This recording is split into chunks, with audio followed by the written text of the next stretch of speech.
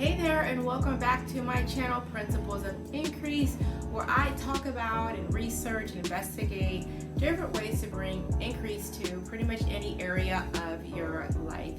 So many of you may know me from my blogging days when I covered personal finance. I still do that a lot here on this channel, but I also cover things related to real estate because it's just something I'm really passionate about, and it's something that has been very fulfilling for me, ever since I started on this journey to improve my financial outlook and my position in life. So today I'm going to talk about what it's like to purchase property in Puerto Rico, and specifically for those who are interested, I want to cover what are some of the things you may be surprised about, or some surprises that may pop up. If you are used to purchasing property in the States, there's a certain process and there's certain expectations you have about how your properties are going to come into your hands, right? You expect that they might have certain things in place, you expect certain features are already going to be there, but it's a little bit different in Puerto Rico. So just a little bit of background about how I got to Puerto Rico. I'm filming from Puerto Rico right now. I bought some property here during the pandemic a few years ago, and then about 6 or 7 months ago, it became needful for me to move my family for some personal situations that came up in my life. It just made sense for me. It made sense for me to move to Puerto Rico, and maybe I'll do another video to talk about how it's been so far. But I did do a video about why I actually moved to the island, and I think it would be nice to do a recap on how it's going so far. But I will say that so far it's something that's still working out for us. So without further ado, I want to jump into some things that you may or may not be aware of when it comes to buying property in Puerto Rico. And these are going to be about 10 things that you will need depending on the kind of property you get. So if you get something that's super turnkey, you may not need very many of these things. And if you get something that's kind of bare bones, not necessarily distressed, but something that is just kind of how do I say, for example, my property was actually a bank-owned property, so it was very bare bones. So if you get something at auction or bank-owned, or something that is just not barely livable, but it just needs a few things to make it livable, then this kind of list of things is going to help. So let's jump into it. So the first thing you will need is a water heater, and you can get what's called a tankless water heater. That's what I have here, or you can get the regular one with the tank. I just don't have a lot of room. This property is only 800 square feet. So fortunately, this property actually already came with a water heater, but there were some issues with it. I had to get it fixed and spruced up, but a lot of times if you get a bare bones property, that may not be the case for you. The next thing that you need to be mindful of is your plumbing may not accommodate hot water to go to all of your fixtures. So for example, you will likely have hot water in your shower or bathing area, but a lot of times there is not hot water for the sinks or other fixtures. Obviously, outdoors, you wouldn't use hot water. Maybe you won't have it on your washing machine either. And for some people, that's not a huge necessity, but for some people, they want hot water at least at this, in their sinks. For me, I think it's okay for us to have it just in the shower. That's the most important part. So just make sure that you may get just make sure that you may get a property that doesn't have the plumbing for the hot water to go everywhere in the house. And it's something that you can fix if you want to spend the money on. The other thing that you should be aware of is Puerto Rico has a long history of having not a very robust power grid. So there are a lot of, they call them apagones, where the power goes out, and sometimes they're related to storms, and sometimes they're not. Sometimes different power stations just go out. I don't know all the politics behind it, but the power grid isn't that reliable here. And so if you want to make sure that you have power during these apagones, you will either get they call here una planta, power generator. You can get I think they run off as gas. I don't know if it's diesel or whatever, but you can get a generator.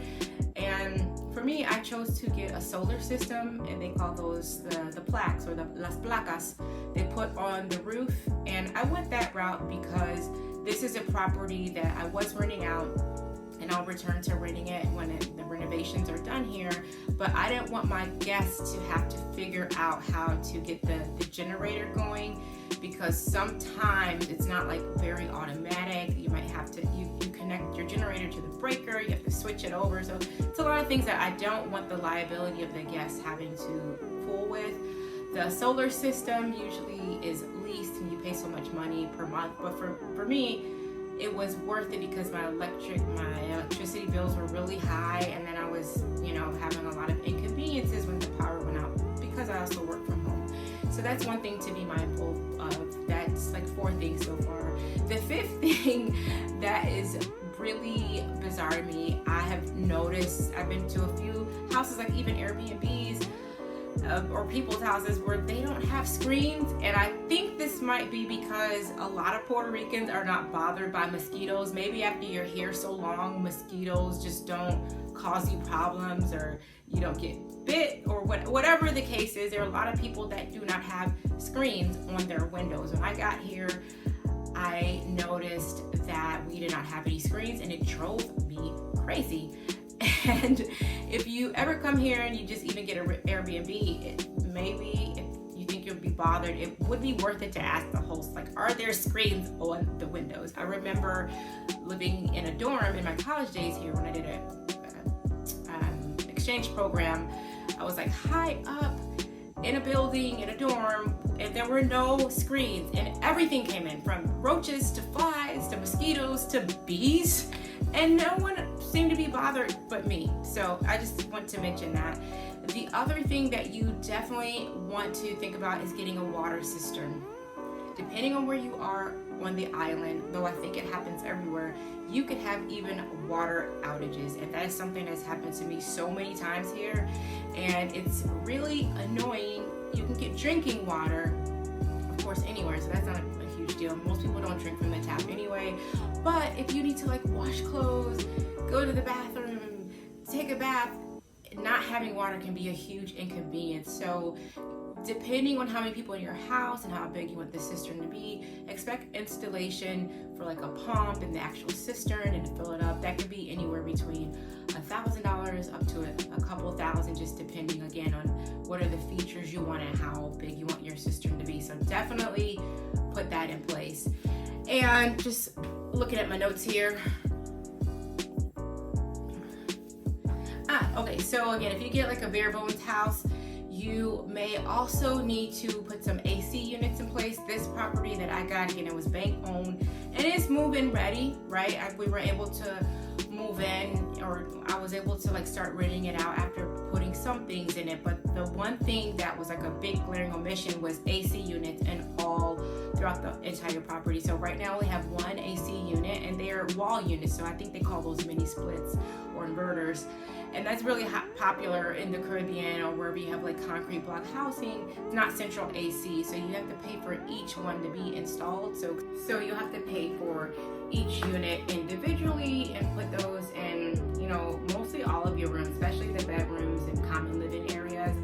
The other thing is you're gonna need appliances like probably refrigerator, stove, and then you could get a dishwasher, but I don't think it's super common here. I don't know why. And again, maybe what I'm like some of the tips and pointers I'm giving you are for smaller spaces. It could be just a space thing, or it could be like the plumbing doesn't make great allowances for dishwashers. I'm not sure, I don't have one. The other thing you should know about your oven that you get is that or your stove, is that you don't need an oven, because again, I'm in a small space and turning on the oven gets very hot here. So it's not necessarily, and also with the advent of the air fryer, I feel like an oven is even less necessary, though sometimes we use it because we are cookers and bakers here in this house. But thinking back, if I were to do it all over again, I may not get a stove with an oven because it's more expensive and you just don't use it a lot, especially if you're in a small space. It's going to make your house really hot. So what you can get instead is like a cooktop that is powered by your propane tank. So that is another thing that I should add. I remember coming here trying to take a shower and all the water was cold, and somebody was like, you need to get your propane tank. So you should know that there There's no natural gas here. Everything is powered by propane tanks, which you have to call someone in order. And to my knowledge, there's no way to know when this thing could run out. You just have to kind of gauge your usage.